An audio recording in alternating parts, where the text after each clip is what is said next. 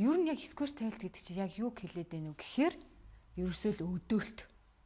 Өдөөлт гэдэг нь хоёр зэгийг зэрэг өдөх. Хилүү өтрэн дотор байгаа жизэг хоёрыг.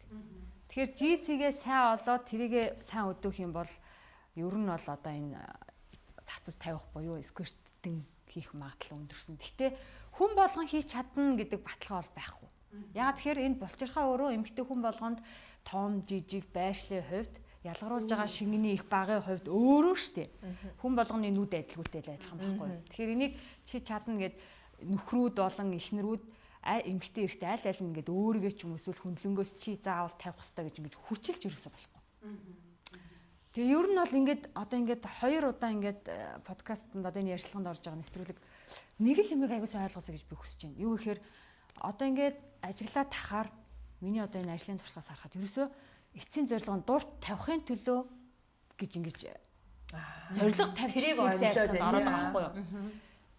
Дурт тавихын төлөө секс ярилцлаганд орох юм бол чадахгүй байх магадлал өндөрсөн. Эмэгтэй хүний үед ялангуяа. Зүгээр л хаяад зүгээр л тэр агшнаа мэдэрч сурах нь л одоо тавилтын хамгийн гол чухал алтан дүрм. Soul Lab-ийн ерөнхий ивент тэтгэгч өөрийгөө хайрлын ураатай Oxy брэнд.